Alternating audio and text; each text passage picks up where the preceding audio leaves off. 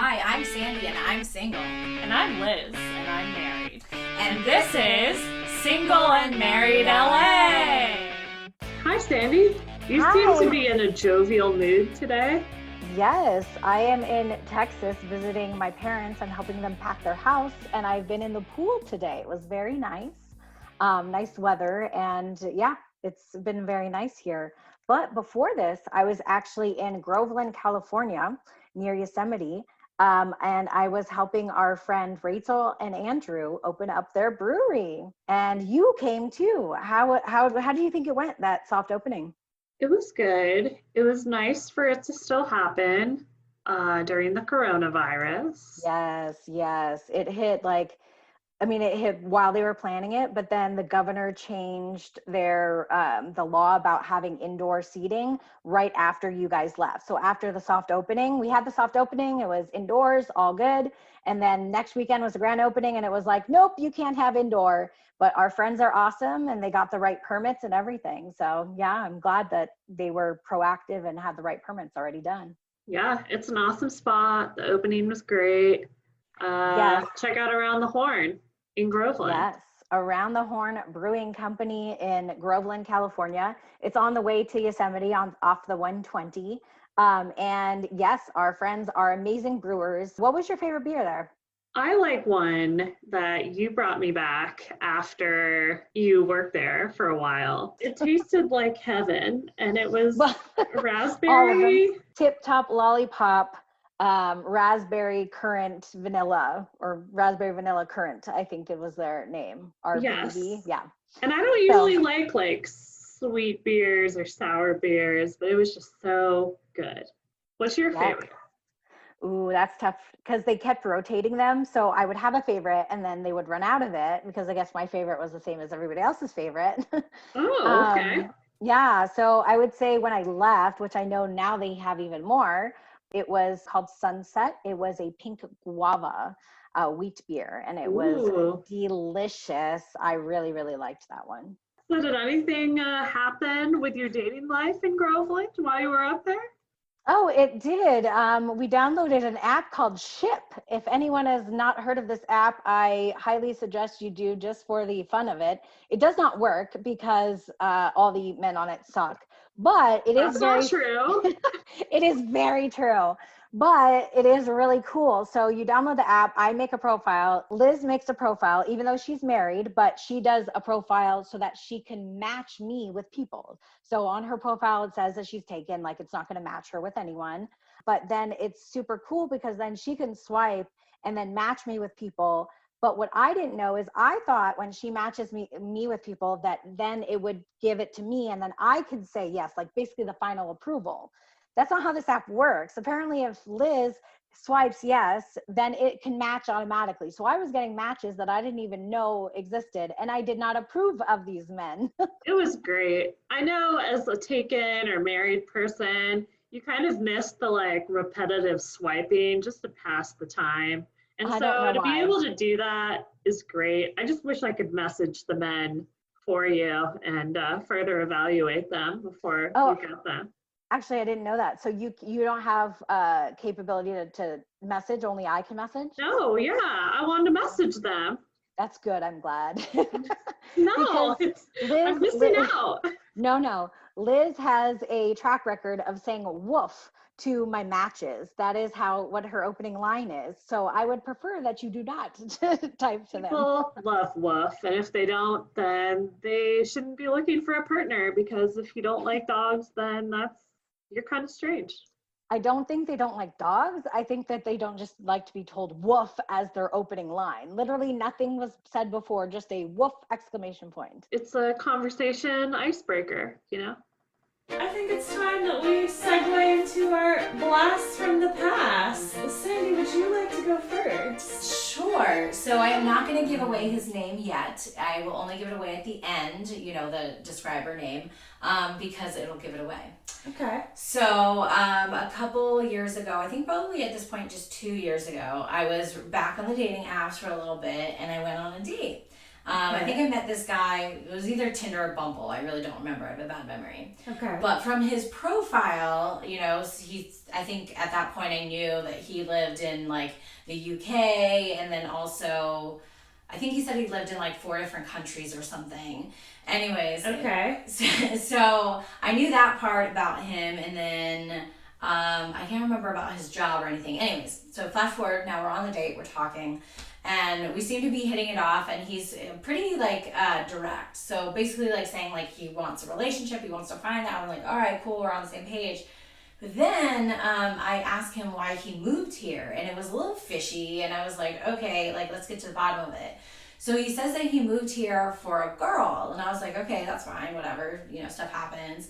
Well, the girl got pregnant and had a kid. So he has a kid, but he did not disclose this at all anywhere on the profile. Like legit, not on the profile that he had a kid. So it's basically on the date, talk to him, and him dropping that bomb on me that he had a kid. And this is a first date. This is a first date, and there's nothing on his profile. So I'm like taken aback because I'm like, well, it seems like we hit it off, but then now he's got this secret kid that he didn't even post like on his profile at all. I have a question. Yes. On the dating apps, I used to remember there is a section to say whether you have kids or not. Yes. Right? So I blatantly asked him because I was taken aback. Like, I should know this information before I go on this date, whether, if that's okay with me or not, And so I asked him, I said, on your profile, it doesn't say that. And so he said he doesn't put it on there because he doesn't want people to write him off about it. Which I understand, but I also, you're not being truthful. So it should be on your profile. I also feel like, well, I don't know because I don't have a kid, but I feel like that would be something that you want to be pretty upfront about. Exactly. Because why would you want to waste your time with someone that isn't open to that? Yeah. So I have no idea, but it was definitely a bomb. And then not only that, but then, like I said, he was like pretty serious about it, but he was like, very serious, like, oh, I want someone to like spend the rest of my life with and whatever. And I was like, okay, this is like a little too much. Like, yes, I want to find that too, but not in that same way. And I think it was because he has a kid. He doesn't, I think I asked him about the ex, like the baby mama, like if they still talk. And I think he said yes, but like they're just cordial. But in my head, that's also a red flag of like, the way he said it made it seem like it wasn't over. Like he was upset that they were not together right now because he moved out here for her, and I don't know what broke them up. Oh, wow. He didn't reveal what broke them up. So I don't know. But anyways, he was very serious, and then at the end, he like asked me for a second date. But again, because he's the type of guy that like wanted like, well, he wants me to show interest. He wanted me to like text him for the second date, and then I just never did. Oh man. Yeah, so his identifier name is I have a kid but didn't tell you, man. Wow, so that's quite a mouthful. I have a kid but didn't tell you, man. So see, I couldn't tell you that at the beginning because it would give away the story, but that is who that is. Well, I'm glad that we have a very descriptive term for this fellow, and I hope to learn more about him over the course of the podcast. Well, it doesn't really, that's it. We didn't go on a second date, so that's that. That's just, that's it. One and done, I guess. Yep, one and done, that's it. All right, what about blast from the past from you? Well, my blast from the past is from 12 years ago, maybe. And Okay. I thought about this story. It might even be longer than that, like 15 years, like probably while I was still in college. Okay. It was like at not the very advent of online dating, but close. And I met this guy, I want to say it was on eHarmony, maybe on Match or something. And I used to like have this thing for military men. Okay. Like, all right. when I was young, I actually joined this website called militarycupid.com. Wait, I never knew this. Hold on. What? So is it, oh my gosh. Okay. I didn't even know. Do you know if this still exists? I'm pretty sure. I'll have to look it up. Okay, yeah, this is great. called Military Cupid. They would match you with military people. And I thought that was great because I was having a moment in the military space. Okay. Okay. But I ended up talking to this guy who I don't think was on Military Cupid. He was on one of the other websites. Okay. And he was local to the LA area. And we exchanged like not inappropriate, but just flirty text messages. And he was like fun to text with. And eventually he was like, oh, we should like meet up. And I was like, okay, that sounds great. So I think he was going to school somewhere east of LA, like in Claremont or something like that. And so he was like, why don't we meet at the Denny's? And I was like, that's kind of strange. But at the time I was like young. So I was like, okay, I'll go do it. I think I was like 18 or 19 maybe. Wow. So drove out to the Denny's, got there. He was like this redheaded guy, very fun personality, just like his text messages. And we pretty much got to Denny's, ordered something, and then right away he was like, hey, do you want to go to the hotel across the street and rent a room? What? Oh my gosh. No. I don't. And so we pretty much had this like very quick snack or meal and exchange like a brief conversation. Probably it wasn't longer than 20-30 minutes. And then he like brought up this whole, hey, let's go get a room across the street and like, wow. hook up. Oh my gosh. So okay. I was not down for that. And so it was a very short date. And then we never talked again. Wow. A blast from the past. Wow. Okay. So Denny's, that's an interesting first date location anyways. Like, did you think that was weird at the time, or you're just like, all right, cool. Yeah, Denny's. No, yeah.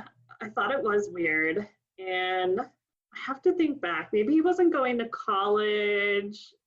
Maybe he was in like, they do ROTC in college, right? Yes, I think so. Yeah. Okay. So it was either in ROTC or like, maybe he was stationed at a military base, but like met me there. And that's why he like wanted to rent a room because, couldn't take me back to his like. Oh my gosh. But yeah, so that was interesting. And then I learned to be a little more cautious of who I was talking to online. Yeah. Well, at least, I mean, I guess he was respectful though, and you said no, right? Or did he try? Okay.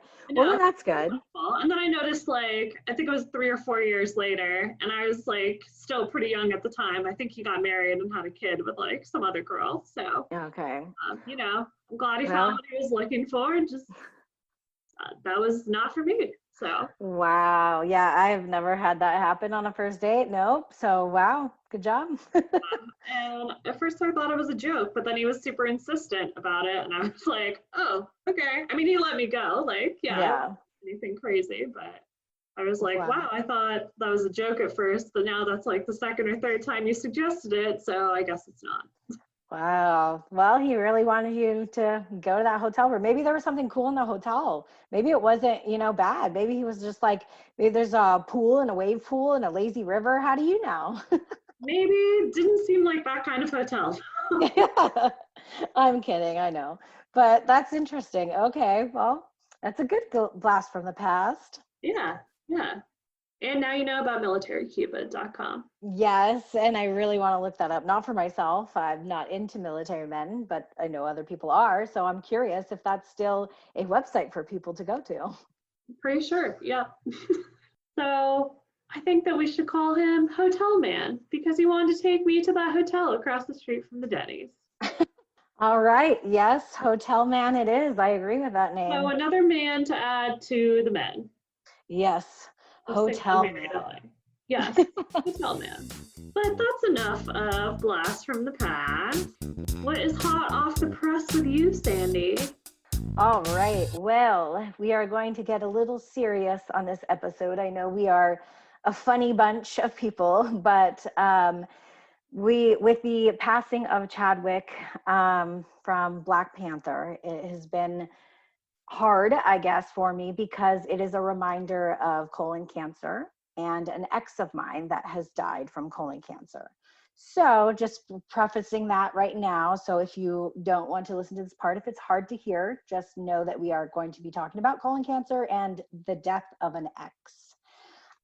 So I mentioned this man before. He's Flask Man. And we're dating on and off for about 7 years. We broke it off. He broke it off actually, because he didn't want a relationship at first, and then he did, but then he wanted it in the town that he lived in, which is not where I was. So we had to break it off. And then within 6 months, he was engaged.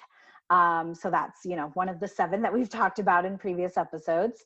And then I kind of lost touch with him, but Liz and one of our friends, Rachel, still had him on Facebook, and they discovered about a year ago that people were posting, RIP, and that he was, he had passed, and we weren't sure if it was true. And after, talking to some friends, we realized it was true. And so it was a shock. It was colon cancer, and I didn't know any details. So I was like, I don't know. Did he have it for, when we were together? Did he not? I didn't know any of these details. And then I come to find out through one of his friends that he was only diagnosed 3 weeks before. So that said, now with Chadwick, right, we all know now through the post that his account did that he had it for 4 years. So he was, I guess, able to catch it earlier and then have treatment, so chemotherapy, all of that, which is great. But then unfortunately, it did not help, and then he still passed. With that said, I guess my first part is just more awareness of colon cancer. And I think that a lot of people don't like to talk about it because it is kind of, it's bodily functions that we don't really, in our society, it's not normal to talk about. So you don't want to really bring it up. But I know for myself, with my friends have been saying anything, about, and again, this will be a little bit graphic, but this needs to be talked about. If you ever have blood in your stool after you use the restroom, it is something to be cautious about. Again, I know it's something weird. It's something weird to say, but it's something that I do want to say to people, because I think a lot of people just ignore it, and they don't want to tell people, they don't want to tell their friends or their family or their significant other or whatever. And I think it should be talked about. And I think that the more that you do research on it and the more that you learn about it, you'll see the signs and stuff. So I guess that's my first thing that I just wanted to say today, is just be aware of your bodily functions, know your body. If there's something off, please, tell your doctor. If you're not comfortable telling anyone that just tell your doctor and get that checked, because that's 2 people that have passed away from it at a very young age. My ex was 32, Chadwick was 43. Have you talked to your dad about why they're seeing it in younger and younger people? Saying your dad's a doctor for background. Oh, yes. My dad is a doctor. No, so from talking with both my parents, my mom is also in the medical field. I guess because this is so new and they're just seeing now that it's happening younger, that there must be something. There's something going on, whether it's something we eat, something in our diet, something in society that is causing it. So we don't know what it is, but there is statistics now that it's happening younger. And I was finally really excited that the colorectal society has finally come out and actually spoke out against it, because that was the thing that I was trying to advocate for, is just one conversations with my friends if they're talking to me and something comes up. But I think what's important is just having the science behind it and knowing that it is happening younger, and to just tell people get screened younger. It disproportionately affects African American males. That was the article that they just sent out. So that's also something to know, is that it's high in that community. So just to be aware of that as well. And then they changed the recommendations only for the African American community to 45 years old if you don't have any pre-existing conditions in your family. And then for everyone else, any other ethnicities, it's still 50. I really think they need to lower that because like I said, 43 and 32 happened. So, and then there was also me. I had a precancerous polyp removed. So I caught mine early as well. If I hadn't caught it early and I would have waited perhaps a couple more years, it would have turned into colon cancer as well. What's the process like getting that removed? Do they put you under? Is it easy? Yeah, so that's something else that we don't really talk about in society, but I think it should be. It's a colonoscopy. So you are under, so I was not awake for it. They did put me under, and then, it's a colonoscopy, so it does go in your rectum, but you're out. So I didn't feel anything. I didn't even know anything. I'm just out, and then I wake up and it was done. But what's really cool is, I guess, this gadget, it has a camera on it so that your gastroenterologist can see, but then it also has like scissors on it, so it cuts it off the polyp already, so they see it, they can remove it. That's what's really cool about it. So as long as you get a colonoscopy, you can get whatever's there removed, but again, you have to catch it early. So I think that's something to note, is to pay attention to your body so that you can catch it early, like I did for myself, because other people, they did not catch it early. So I think that's something important, but I want to tell people that it's not scary. It's not, like I said, I woke up and I was like, I don't know what happened. Something happened. And then they told me they removed the precancerous polyp. That's how I found out, was right then and there, they had it removed. So yeah, so that's my first thing. I just want to urge you all to, pay attention to your bodies. And then if anything's wrong, get tested, because that's very important right now. And then the second part, I guess, is dealing with an ex's death. So, it's probably not an experience that a lot of people have at our age, because we are, in our 30s. But if you have had it, I'm sure you're like me, and probably no one around you had that experience. So you have to Google articles. How do you deal with grief? What is appropriate? What's not appropriate?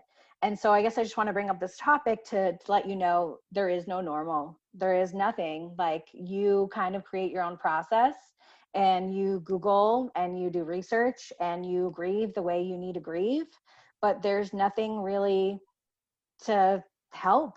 It's normal grief. You gotta deal with it. You gotta go through the 5 stages of grief, right? And then you gotta deal with it. Now I'm a year later after the death, and still, dealing with kind of the thoughts. And mainly for me, it's the thoughts of just that this person isn't on this earth anymore, that this person won't experience, getting a wife.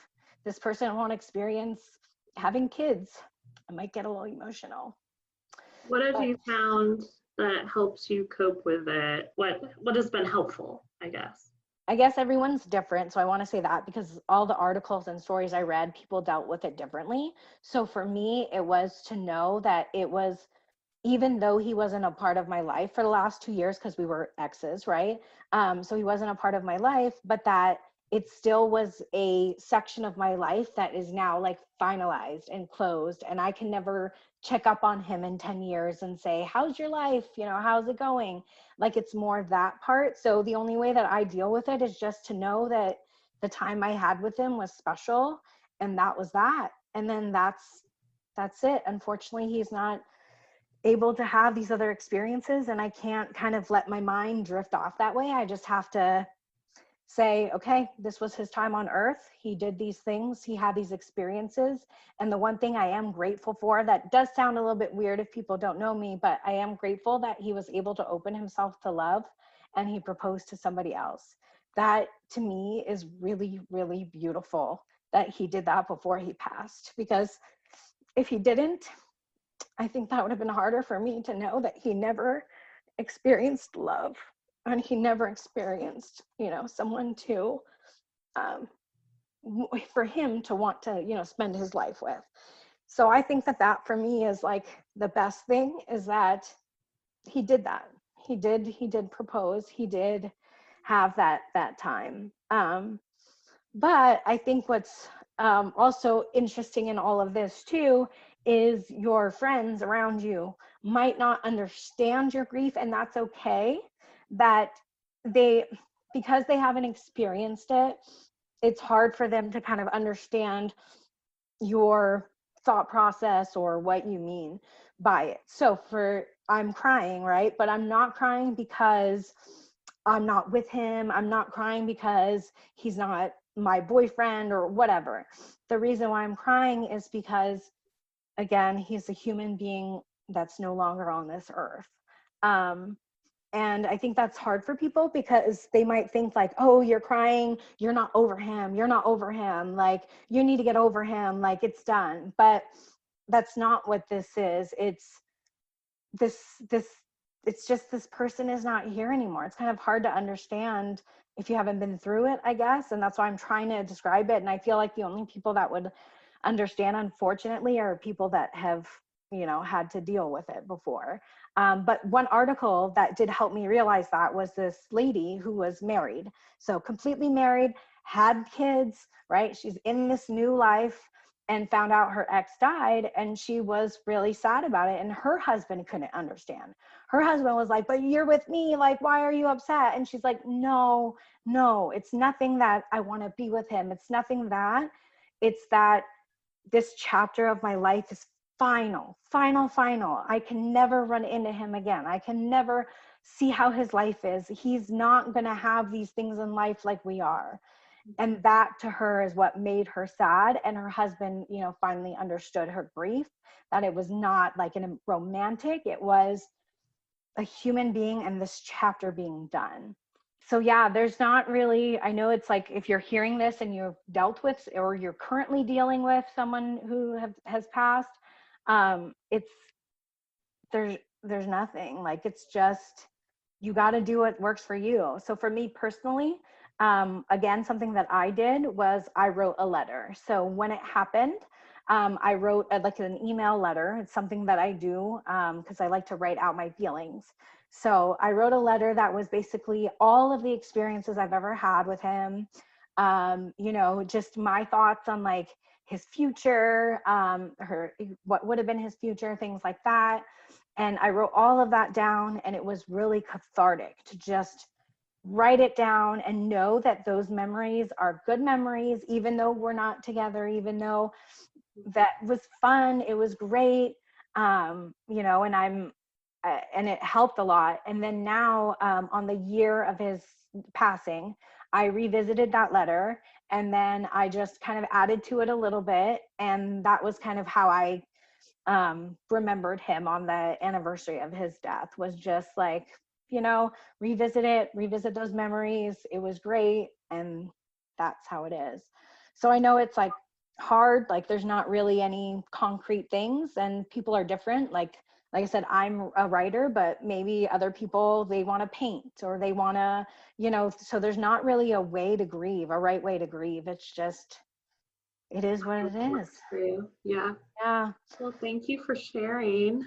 Yeah, I know that was hard, but the reason why I want to share that with you all is just, if you're dealing with it right now, just know there's no, wrong way to grieve. You can grieve the way you want. And, it's hard because you love your friends and you want to rely on them and all of that. But sometimes it's just, you got to do it yourself, and you got to do your own research and whatever helps for you to help you grieve, because it's an unfortunate thing that, people don't, it's not a common thing. It's not common for, all your friends to have exes that pass. So it's kind of hard to know what to say or how to help somebody in that situation. So I just wanted to let you know that your friends love you and they mean well. And, just to know that, take everything and do what you can, and, you will get through it and it will get better. So. Yeah. All right. Well, let's move on to hopefully something more fun. What is your hot off the press? Well, when we went up to the brewery, we had this whole camping trip planned for a week around the Yosemite and Tahoe area. Yes. And it was fun. And Sandy came and camped with us for a couple nights when she was not working at the brewery. Yes. But we've come to the decision that we want to get an RV after meeting this super cool couple. Oh. At one of our campsites in Cherry Lake, after I got sick of sleeping on the ground for 6 nights in a row and only occasionally having a shower to go to. Okay, interesting. So not the camp. I guess you don't like camping. That is what I'm thinking. Well, it's not that I don't like camping, and I feel like I'm a pretty outdoorsy, like to do athletic things, but I really like having a comfy bed with support. Maybe I'm just an old woman now. No, I mean, of course, people, I like comfy beds too, but camping has its own thing, right? It's only for a couple nights. You're there in nature. It's okay to not have a bed for a couple nights. I mean, it's okay, but if we met this couple and they had this top of the line RV, had like TV, fridge, bathroom, shower, Wow. like super big, like queen size bed. And I think that maybe it's just time to invest in some luxury and not sleep on the ground. I mean, I'd be fine sleeping on the ground for like a weekend, but I don't know. Maybe I'm just prissy and proper and that sort of thing. So. No, there's a lot of people that think like you, because there's even glamping now, right? That's the thing now in 2020 is glamping, all these glamping campsites and all. I've seen all these articles and stuff. So, I mean, you're not alone in that, you know. I guess a lot of people just don't like regular camping anymore. No, and like I know like RVs have really picked up with coronavirus and people trying to stay away from people. But I get it, especially I love being in nature, but I would just like some creature comforts too. I never realized how expensive it was to rent RVs either. Like Yes. when we looked, it was somewhere in the range of $175 to $200 a night. And I was Wow. like, well, I would just get a hotel room if I was going to spend that much. So yeah, that makes no sense. If it's that expensive, exactly. A hotel or an RV, probably. yeah. Ready for Never Have I Ever? Yeah. Oh, yeah, let's go. Okay. Never have I ever had someone impersonate me on Tinder. Oh, man. Yes, I've been impersonated. Okay, what? Tell me the story. Explain. I'm confused. What? This is actually like a very recent story. Okay, so someone pretended to be you? This is what we're saying?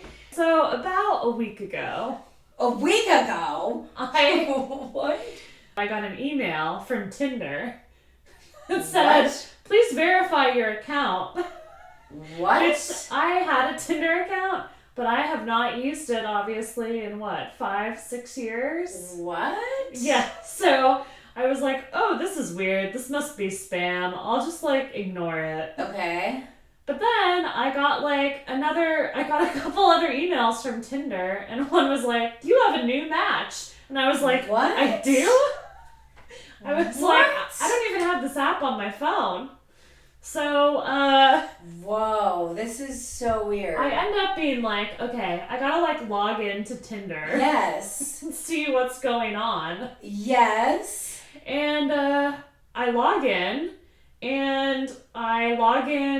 I can't even remember how I used to log in. Yeah. So I try to log in with my Facebook, doesn't work. Oh. And then I'm like, oh, let me log in. Oh, and by the way, I told Golden Man the entire time, Okay, yeah. hey, I'm getting these messages. I'm not on there. Yeah, of so course. I end up getting into my quote-unquote account. Okay. And it turns out that I'm actually a 18-year-old redhead. And I forget her name, but I have screenshots of this that I will post. What? And I live in Canada, and I have about 10 matches. And apparently Liz, have been talking to them because there's messages that have been sent back and forth. What? Okay, wait, so this person just used your login information and made their own profile. Yeah. That's what's happening? So my email and my phone number. So why didn't they just use their own email and phone number? What's the point? I have no idea. Yeah, I have had a few phones stolen over the years, but this is dating back I think the last phone I had stolen was 4 years ago. So I'm wondering if that has anything to do with it. But even I don't think I did because I've locked I have an iPhone, so I've locked the phones and erased all the data. Yeah, but even then I don't understand. Again, they can, if they have their own Facebook, what's the point of using your login information? I have no idea. And then I was worried originally that they were using my photos, but no, this was some redheaded girl, and she had multiple photos. So I don't know if it actually is some creeper dude that is just stealing my information and pretending to be a girl. Yeah, or but what? still, they can make their own. Okay, wait, did you log in on Facebook, or this is just your email address? No, it's my email and my phone phone number. He could make let's say it was phishing you said. Yeah. They could have just made their own email address. Anyone can do it. It'd be hi. sexy mama at whatever, and then then that's their email. So they didn't. I'm just not seeing the point of using your login. This is so strange. Me neither. This is so strange to use your login information, but then make their own. Did they use your correct name, or did they change the name? No, their name was something bizarre. So I will post screenshots of my Tinder profile. This is so weird. Yeah, so I actually. But they didn't change your password. No, they did because I can't remember how they got around that. Right. So this is so. I just don't understand. I think my account had maybe it was long lost, they could resurrect it, but I either deleted it or turned it off or did something. Well, I know with all those things though, yeah, if you deactivate, I think is what it is, but you can obviously, as soon as you log in, you can reactivate it. So I guess you just deactivate it and people can't find you, but you can always log back in and your profile's immediately there. So that's probably what they did. You deactivated when you got in a relationship, and then they just logged back in and reactivated it, but then changed everything. It's true. So this is so weird. I ended up going through the messages. Took some photos of those too. Oh. They I don't know if the messages seem pretty consistent. There was this girl, she's in university at some Canadian university. Okay. So it's either a really consistent liar or it actually is some girl. I don't know how she would take my phone number and email. So it's got to be some serial liar. But enough about my never have I ever. Sandy, never have I ever had a boyfriend that I never met in real life. There you go. So, for those of you who don't know, and we'll maybe elaborate this on a different podcast, but we'll not talk about it this time. I was a gamer that was in a team that we were in a team together. So this guy was in our clan, but he lived in Canada, in London, Ontario. Okay. And so the only thing that you know about each other is talking, because through the practices and stuff, you talk, right? You say things and people are funny. I mean, I don't know, but sure, yeah. Anyway, so this guy who I didn't know, we ended up somehow liking each other, and then just exchanged photos, and so I saw what he looked like finally, whatever, and to my recollection to this day, he was not that attractive, but whatever, I was a little teenager. I have a question. Yes. How did you realize that you liked each other I don't know. over the course of this game? Sense of humor, probably. Okay. I think he also stood up for me, because when you're a girl gamer, you get a lot of sexist, rude shit, and I think he was one that stood up for me. Well, that's good. So I think that's why. But more funny story of this is we then became in a relationship, and at this time, this is when we didn't have cell phones, and your home phone, you would have to have long distance, and then my parents would know that I called. Okay. So I would buy calling cards. And then he would also send me calling cards in the mail. And so we would talk to each other in calling cards. Okay. And have this emotional relationship, obviously, because it was just over the phone. Wow. And then at one point he was gonna come to Texas because I don't remember, actually, I have such a bad memory. I don't remember how old he was. But you don't remember how old he was? But he was old enough to have a job that was a truck driver. And so he was potentially going to drive his truck. He got a load or something that he was going to have in the Dallas area. But there was, so anyways, he was supposed to come at some point to Dallas and then never did. And so we never met in person. And I can't remember why we broke it off. Was something he emotional. Didn't come to visit you? Maybe. Or maybe I think it's when I got my boyfriend in real life. So what is he doing now? What is his screen name? How do we find him? I don't know, actually. I never even thought of it until this moment right now. I don't even know any way to find out. I don't even remember his name. I have a picture of him on some computer somewhere. I would just like to point out that your good luck Chuck story, you don't know. Maybe he's the one for you. He's not included in your magical 7 or whatever it is. He could be, though. He could be 8. No, Oh, man. that was a long time ago. That didn't really count because that was a long time ago. But yeah, no, I have no idea. I can't, honestly, I don't even remember his name. All right, well, thanks for tuning in, guys. Yes, thank you. We'll talk to you guys soon. Yes, talk to you guys later. Bye. Bye.